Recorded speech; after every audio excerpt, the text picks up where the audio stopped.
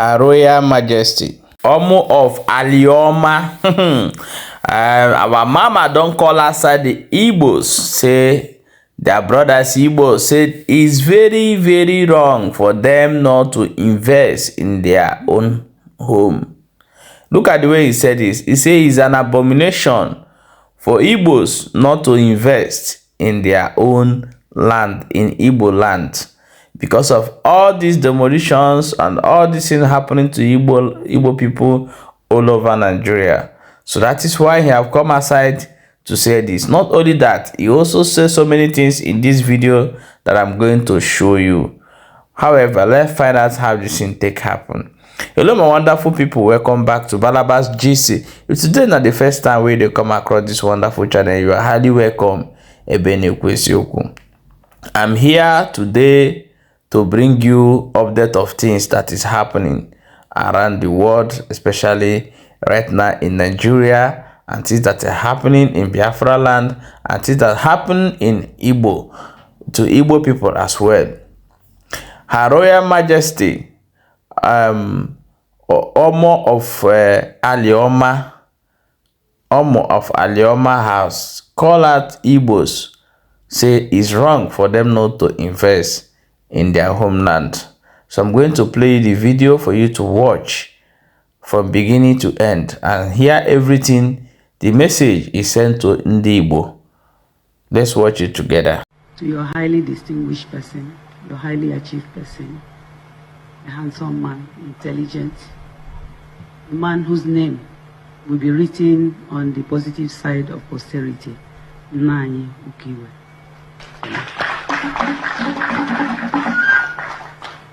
Distinguished members of the high table, Professor Nwala, President of EDF, distinguished ladies and gentlemen, my friends and colleagues in the media. I have to speak in English. I'm from Delta State, I'm from Anioma, I have a different dialect. And what I want to say, I want the media to record it properly. I don't want to be misquoted. I first of all want to congratulate you and ADF on 4 years of activity, action-driven activity. I want to congratulate all those too who have supported you over the past 4 years. But as you know, and as Nani Ukiwe knows, I'm a pragmatist. I don't believe in dogmas. So, and I have been a media practitioner for decades and an image maker. I am from Okbana Muzogo's town. We are people who cannot be gagged. We are not appendage to anybody in Nigeria. We, Anioma people, we have never been appendage to anybody and we will never be appendage to anybody.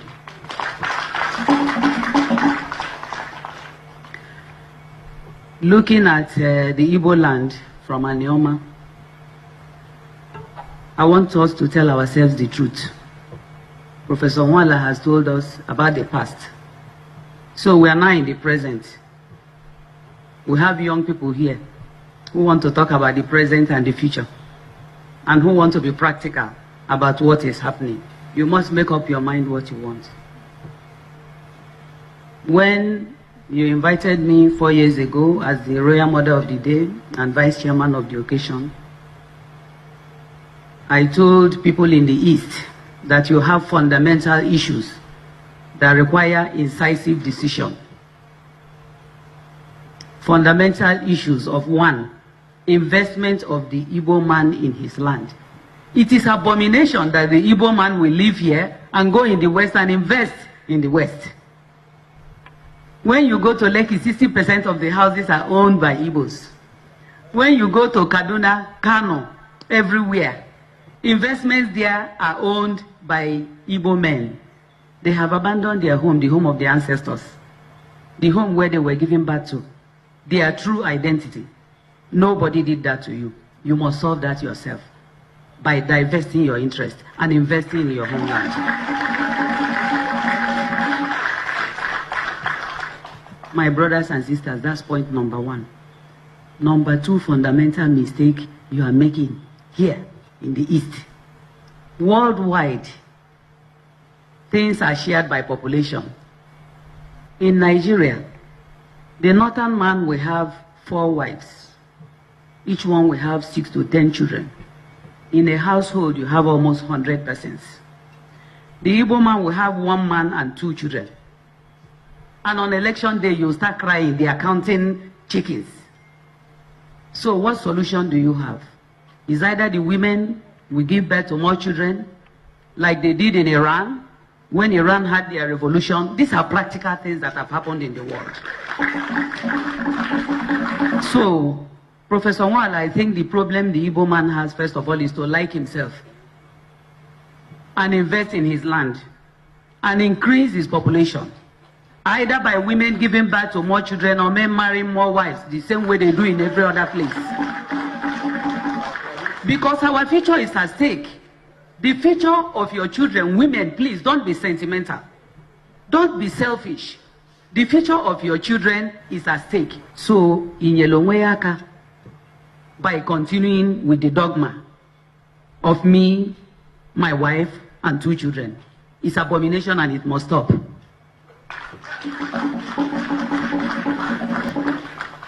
Then we say because of religion, we have abandoned certain of our values because of religion. When the people of Israel in the Old Testament asked God, you love us, you made a covenant with us, but we want an earthly king. And God gave them an earthly king and admonished them not to be in a hurry to leave the sight of the king because he's my representative on earth. We have a king here. I expected that immediately after the national anthem and you do the Oyibo prayers, a bowl of kola nut will be taken to the king. The king will touch the kola first before any other person. And he will break the kola nut and pray for everybody. He will break pieces that will go to our young ones here so that that prayer will go to them, so that they can take over from us when we pass on. I noticed that kola nut was brought. It wasn't taken to the king. And then it was shared. After the sharing, before it's taken to go and pray. So chukunyaba yala inifai metata.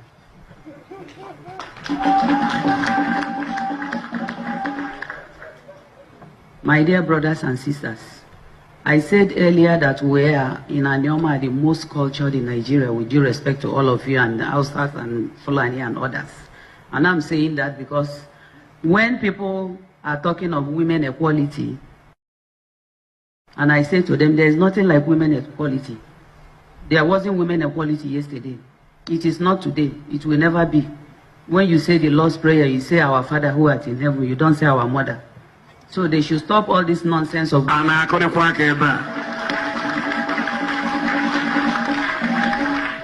There is nothing like that. It's not God's intention. Equality is not God's intention. God's intention is for woman to actualize her purpose in creation. So where is man failing? Man is failing in the Igbo land because he has refused to give woman space to actualize her purpose in creation.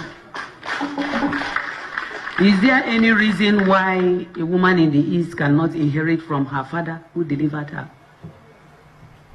They do so in the West. They do so in Benin, where I spent decades. It is changed on paper. It hasn't changed practically. It has changed on paper. I spoke to Muslim friends of mine when I was in England decades ago.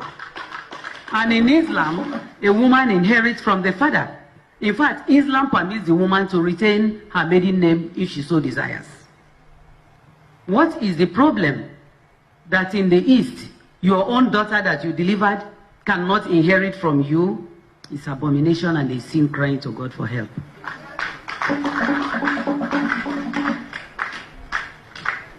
Is there any reason why communities in the East, like I suggested years ago, cannot crown mothers in their communities?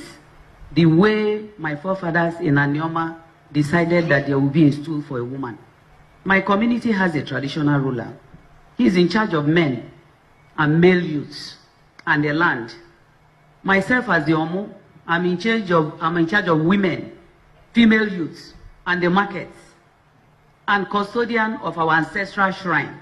And I'm very proud that I serve God through tradition. They kept this seat and decided that the man should have his palace. The woman should also have her own palace. So the traditional ruler has his palace, and I also have mine. He has his chiefs, I have my own chiefs. However, the chiefs of the traditional ruler are superior because man is first. That's the way our forefathers kept it in Anioma land, from Asaba to Abo. In all the communities, there is an Omu, there is a traditional ruler. Each one is given his role to play because God is not a fool by creating woman.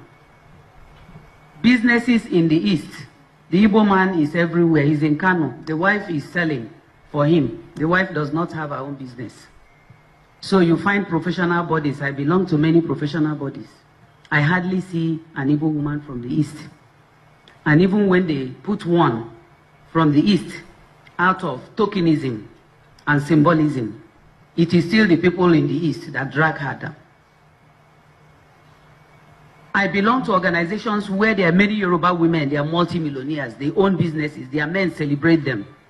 In the final analysis, the money the Igbo woman is making is for her family, for the husband, for the children. She's not making it for any other person. Is there any reason why she can't own an independent business? Why she must be doing receipt for her husband?